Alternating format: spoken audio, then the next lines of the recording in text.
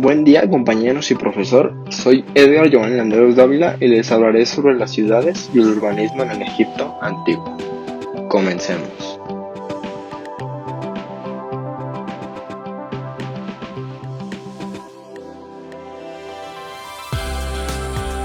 Para comenzar, le explicaré qué es una ciudad. Consideramos la ciudad como un núcleo de población cuya importancia no se mide tanto por su tamaño o su cantidad de población, sino sobre todo por el papel sociopolítico, económico y religioso que desempeña dentro de una determinada región y de un estado. En los periodos en los que existe una autoridad estatal centralizada y poderosa, la ciudad es el intermediario directo entre su área circundante, comprendiendo dentro de ella sus recursos y población y el gobierno central.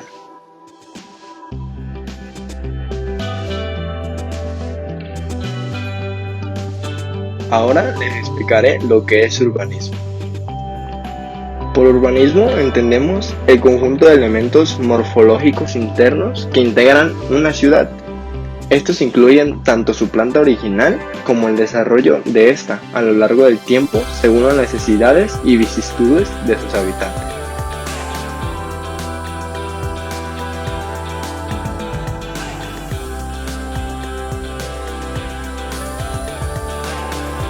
Son muchas las razones por las que las investigaciones arqueológicas en las antiguas ciudades egipcias han sido muy limitadas hasta fechas recientes.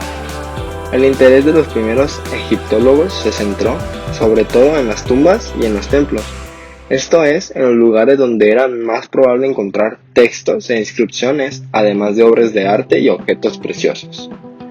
Los tombs o tels apenas atraían el interés o la atención, exceptuando sus templos, dado el esfuerzo físico y técnico que suponía su excavación y la pobreza de los objetos que se encontraban en ellos. Además, dado que la arquitectura de la ciudad egipcia se realizaba esencialmente de adobe y barro, la mayoría de estos yacimientos estaban seriamente dañados tanto en su estratigrafía como en su extensión. La causa de tal deterioro es debido al uso incesante que desde antiguo y hasta fecha reciente los campesinos egipcios han hecho de esos lugares como lugar de extracción de sebat o sabak, abono natural formado, entre otras causas, por la descomposición del adobe de las estructuras antiguas. En la actualidad, la excavación de asentamientos egipcios es habitual a lo largo de todo el Valle del Nilo, e incluso en otros lugares como es el caso de los oasis. El estudio de estos yacimientos supone enfrentarse no solo al problema de la erosión antrópica provocada por la búsqueda del sebak. En muchos casos, estos centros se encuentran cerca o debajo de asentamientos humanos o de cementerios actuales, imposibilitando o dificultando seriamente su excavación. En otras ocasiones, sus restos están seriamente amenazados por el continuo aumento de la superficie cultivada en el valle.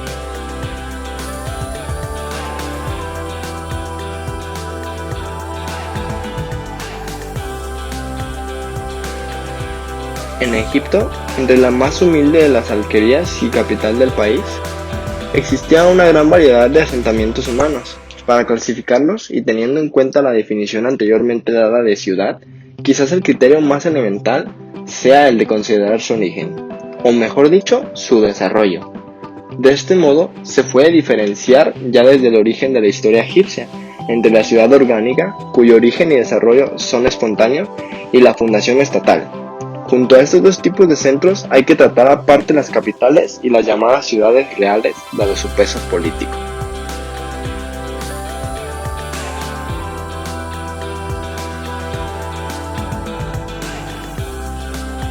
La diferencia entre los centros orgánicos y las fundaciones estatales, a la luz de los conocimientos actuales, resulta en muchos casos difícil de precisar. El principal criterio para hacerlo es a través del origen de cada ciudad, aunque también hay que tener en cuenta otros aspectos como son el desarrollo histórico y las características urbanísticas de los asentamientos, que permiten ver cómo las ciudades tuvieron orígenes y desarrollos diversos. Al comienzo de la historia egipcia, durante los periodos pre- y protodinástico, se observa en diversas partes de Egipto la conversión de una serie de poblados dispersos, cercanos entre sí, en auténticas ciudades. Manfred Bietak ha visto detrás de este cinecismo, que afectó sobre todo a los centros urbanos más importantes, la mano del Estado egipcio, el cual, según este autor, se había encargado de fomentar la creación de ciudades.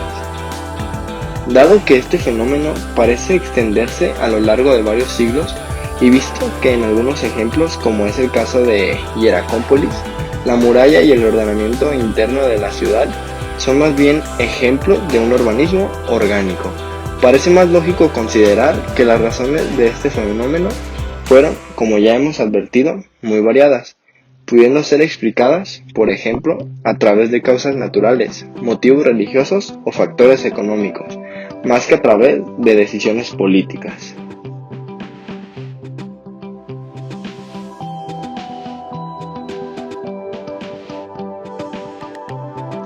La misma variedad de causas puede establecerse para explicar el origen de otros centros urbanos menores.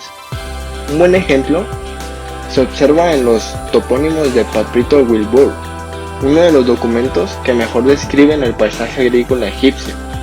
Estos, muy similares en su significado a los nombres de numerosas localidades egipcias modernas, incluyen términos tales como montículo, casa, caserío, finca de un potentado, torre.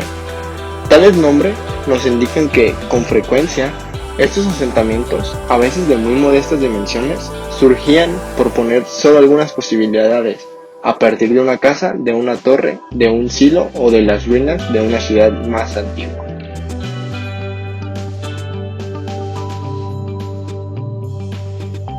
Sea cierta o no la suposición de Pietak, lo cierto es que a lo largo de su historia, todas las ciudades egipcias que pudieron desarrollarse en un margen de tiempo suficientemente amplio, acabaron por convertirse en ciudades orgánicas.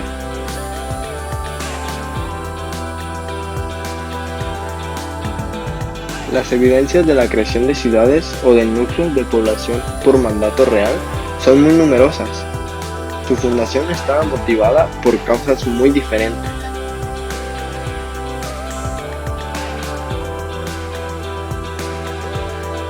El Estado creó haciendas a lo largo de toda la geografía egipcia con la finalidad de controlar a la población rural y de beneficiarse de sus recursos. Durante estos mismos periodos se crearon otro tipo de fundaciones estatales, las llamadas ciudades de las pirámides. Su fin era asegurar la presencia en los complejos funerarios reales de un grupo humano que mantuviera, beneficiándose simultáneamente de él, el culto del rey difunto y su pirámide.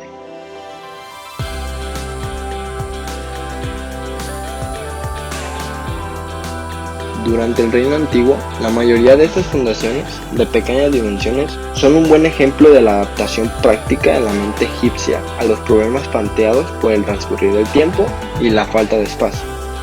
De este modo, su planimetría es irregular y caprichosa, siendo ejemplos típicos de urbanismo orgánico. Aunque hay algunos precedentes durante este periodo, como en el caso del asentamiento ligado a la tumba de la reina Quetzalcóatl en Giza. Es en el Reino Medio cuando estas fundaciones estatales expresan, a través de su planta ortogonal y ordenada, su nacimiento a partir de la orden y del control de la administración central.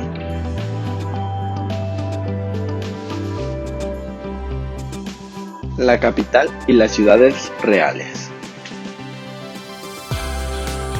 En el Egipto antiguo no existió ningún término para designar la idea de capital. Pese a ello, resulta evidente que en el país, según el momento histórico, siempre existió una ciudad que, por su posición estratégica, por el vínculo con la dinastía gobernante o por este hecho combinado con su influencia religiosa, se convirtió en el centro político y administrativo del país. No obstante, la idea que podían tener los egipcios de una capital debió de ser muy diferente a la que tenemos nosotros. En todos los periodos en los que el poder central estaba firmemente establecido, el monarca probablemente poseyó numerosos palacios, que no solo incluían una residencia, sino también una zona destinada a la administración, a lo largo de todo Egipto, incluso fuera de él.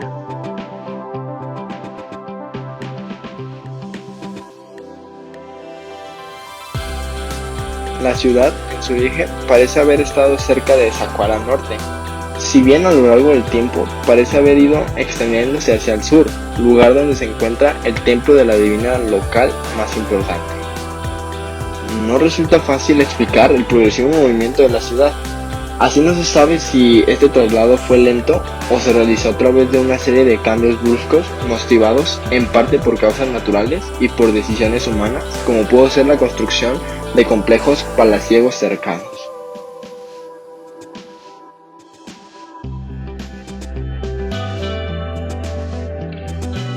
Dadas las características del estado egipcio, prácticamente apiñado en torno a las orillas del Nilo y del valle en el que está establecido, la distribución urbana en Egipto debió ser relativamente sencilla, dada la forma alargada, prácticamente lineal del país. Los estudios de arqueología espacial realizados a medias a través del análisis de la documentación arqueológica y textual faraónica y de los datos demográficos y urbanos modernos y contemporáneos permiten hacerse una idea general. Este hecho supone que todavía se tenga una visión muy parcial y por tanto generalista de la disposición y ordenamiento espacial de los diferentes centros urbanos y de su evolución a lo largo del tiempo.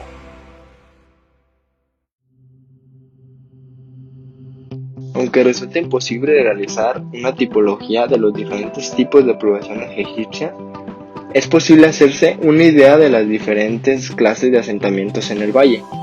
Kemp ha demostrado que las ciudades egipcias mostraban unas dimensiones tan variadas como la de los centros urbanos de la antigua Mesopotamia.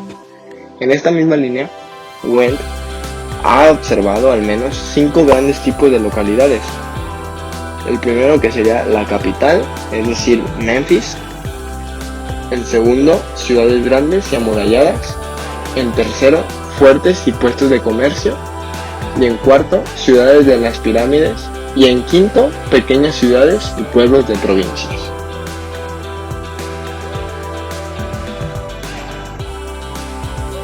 La vida en la ciudad egipcia. ¿Cómo era la vida en la ciudad? Los textos egipcios realizados por la élite, estrechamente asociada a la vida urbana, no parecen haber criticado nunca las condiciones de vida en la ciudad. Las ciudades estaban formadas por amplias calles y la población tenía a su disposición una gran cantidad de espacio. Así, la mayoría de sus casas estaban formadas por fincas rodeadas por muros, cuyo interior albergaba la vivienda, los almacenes y también algunas albercas y pozos. En la mayoría de los casos conocidos, sin embargo, las ciudades parecen haber tenido hacia el hacinamiento, pudiendo haber existido casas de varios pisos, tal y como parece sugerir un modelo de vivienda realizado en Caliza. Las calles en muchos casos eran tortuosas y estrechas, seguramente muy sucias, dada la estrecha convivencia en ellas de seres humanos, animales domésticos y otras especies parásitas que vivían a costa de ambas.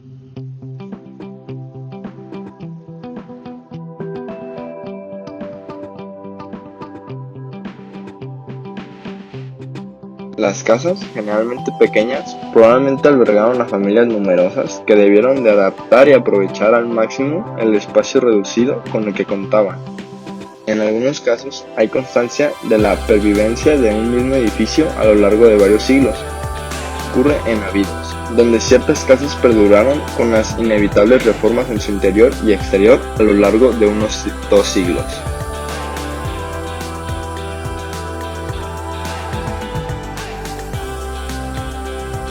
En cuanto a la población que vivía en la ciudad, no se tenía un número concreto. Para una ciudad como El Armana, la mejor conocida de las capitales reales, se han calculado unos 45.000 o 50.000 habitantes, cifra que probablemente también puede aplicarse a Tebas y a la Memphis del Reino Antiguo. Esta cifra sería muy reducida en el caso de las capitales provinciales, que probablemente no albergaban más que a unos pocos millares de personas.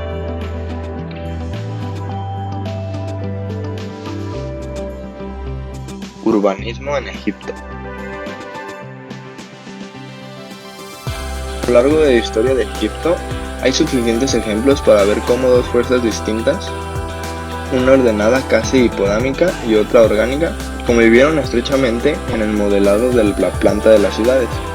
Estas dos formas de clasificación del desarrollo urbano de los centros de población egipcios vienen a coincidir respectivamente, aunque nunca sea de forma absoluta, con la división ya citada entre fundaciones estatales y ciudades orgánicas.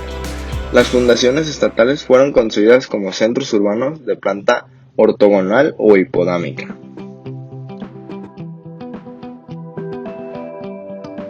Generalmente las casas de un barrio eran idénticas en planta unas a otras, correspondiéndose con un grupo concreto dentro de la escala social egipcia.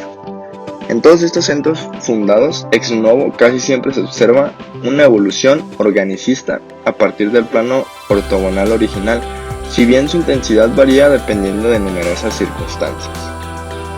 Las sucesivas transformaciones del centro, realizadas a través de la ampliación del recinto exterior, dejando libertad de construcción al interior, muestran un criterio de relativa flexibilidad en la construcción del interior de casas.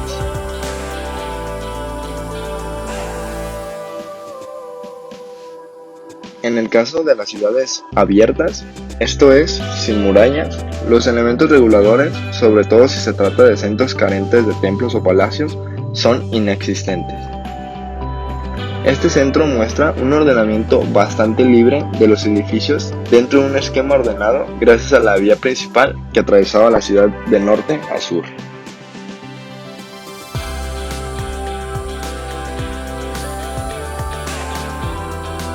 Hemos llegado al final, es todo de mi parte, muy buen día, muchas gracias por ver.